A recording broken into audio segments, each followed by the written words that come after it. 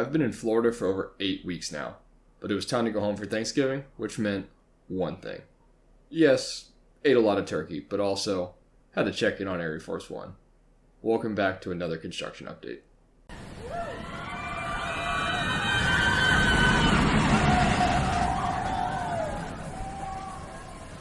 What's up guys, Dr. Coaster here on behalf of the Door to Coast Connection, and welcome back to another ArieForce One construction update. Before we get started, I just want everyone to know that all photos and footage included in any of these construction updates are free to use with credit. I'd also like to thank my Door to Coast Connection partner Christopher, as we gathered a lot of this content over the past few months together. I'll link his pages down below. As well as my buddy Gavin from Fistful of Thrills, because we went to the park together this day. He did a construction update of his own, so be sure to go check it out too. As I said at the top of the video, it had been 8 weeks since I had been back to Fun Spot Atlanta. Last time I was here, the double up was going in. Since then, we've seen a lot happen. I'm once again so thankful for those that sent in footage that allowed me to continue these updates remotely. Without you all, this series would have ended rather abruptly without a concrete finish. And I know I speak for not just myself in saying thank you so much. With the courtesies out of the way, let's start these construction updates like we typically do. Let's check in on the parking lot, because a lot's changed since the last time we saw it. Last time I saw this in person, it had been paved, but that was about it. Since returning to the park, all the curbs are now in, the landscaping looks great, and they've striped the parking lot.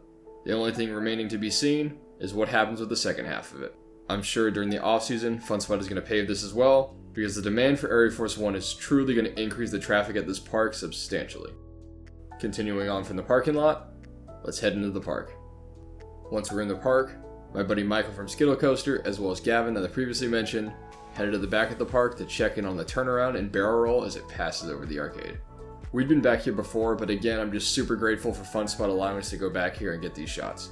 The last time we were back here, the Fakey Airtime Hill, Ground Hugger, and Zero G-Roll had been installed, but we hadn't seen anything about the Chili Dip or the barrel roll quite yet. However, upon returning, and as we knew for previous updates, those are now installed and it looks incredible. Something that really dawned on me during this visit to the park is this is the shortest part of the entire ride, but yet it still feels so massive when you're standing up next to it. The way it just dwarfs the arcade as it passes over it is truly a sight to behold. Fun Spot and RMC definitely went all in on this coaster, and it makes me so excited to see what the future of this park holds. While we're able to capture some angles of the barrel roll and Chili Dip from back here, there's definitely a lot more to catch up front. So we headed on up there first, where I was greeted by the first of a couple of surprises. The first surprise I noticed was a new facade on the outside of the arcade building. This section of the arcade houses the snack bar and the bumper cars, as well as the dining area. But this facade is entirely new, and it definitely didn't look like this the last time I was there. I definitely like the minimalistic look, and I'm curious to see if Fun Spot's going to paint this during the off-season. The second of the surprises, which is glaringly obvious once rounding the corner, is the repaint on the Screamin' Swing. It now shares a color scheme with ArieForce One of red, white, and blue. It used to sport a previously pretty faded white and red as it had been there since the early 2000s, and it definitely looks a lot better now, especially sitting next to ArieForce One. Those colors just go so great together. And while taking in this new color scheme, it's also clear at this point that the entire layout for ArieForce One is complete, from start to finish. We saw RMC out and about while we were there, and they were really just putting in some of the last of the supports and tightening up some things that need to be tightened. As sad as it's going to be to see them go, they'll probably be out of here within the next couple of weeks, at least most of them. And then we'll get to see this baby start to test. I have no idea what the concrete date of that beginning is going to be, but considering the ride is going to be opening the first weekend of March, I'd expect they'd want to see this thing testing within the next month. Knock on wood, let's hope that the age of permit stalling is behind us.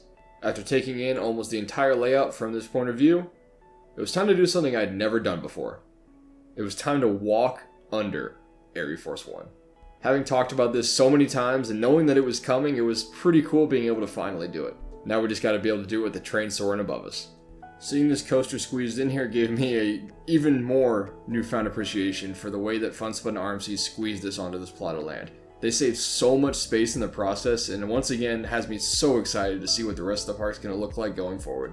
They could have easily cleared land or just plopped this down on an open field, but I'm so glad they put it where it's at. I took the rest of my time at this spot to take in the barrel roll and the Chili Dip up close, before moving on to the front of the park to check in on the status of the outerbanked airtime hill and the station for the first time in person. When I left for Florida, the outerbanked airtime hill was just starting to sprout up out of the ground. We could see what the angle was going to be, but I didn't know what the second half was going to look like until I saw it in person. I had seen plenty of photos and videos of this, but I just needed to see it with my own eyes to let it sink in. And boy did it, because the angle of this airtime hill is just demented. I got off of Iron Gwazi just a couple of days earlier. The one on ArieForce One definitely doesn't size up to it whatsoever, but the whip that this is going to provide could be even greater than Iron Gwazi. And for those that have ridden that coaster, you know how absolutely relentless it is. ArieForce One will definitely have a few slower portions that Iron Gwazi does not have, but some of these elements should hit just as hard. And I'm only really comparing it to Iron Gwazi because it's the most recent RMC I've ridden, and I've ridden it plenty of times recently. Sitting just behind the outerbanked airtime hill, however, is the station. And it's the first time I've laid my eyes on this in person. We'd heard rumors that this was going to be themed to an airplane hangar, and that certainly seems to be the case based off the shaping of the roof that's taking form. It also appears that the station is going to be completely enclosed, unlike current stations that we've seen on the likes of Mindblower and White Lightning. I'm not sure what it will look like on the inside yet, but we might be in store for some theming, whether that just be some artwork or something more elaborate. Time will tell, but I think there's more to this than people are expecting. Perhaps the most notable development up here with the station is also the electronics. We had started to see some components of these going in the weeks before I left, but now there's an entire shed that's been assembled and it seems like all the electronics are in place, which once again has me thinking about testing. It seems like the only thing left is to get the trains on the track and then tighten up whatever loose ends RMC's got left. While we were at the park, we tried to see if we could find the trains, but to no avail.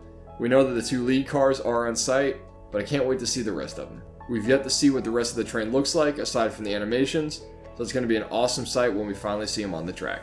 Fun Spot Atlanta's been doing a great job of keeping people updated on their Instagram as far as how the coaster's coming along, so be sure to stay tuned there because that's probably the first place we're going to see it.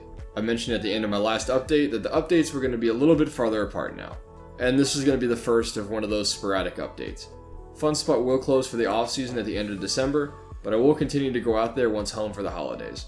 If I get word that the coaster's testing, you better believe I'm going to be there to capture it and share it with all of you.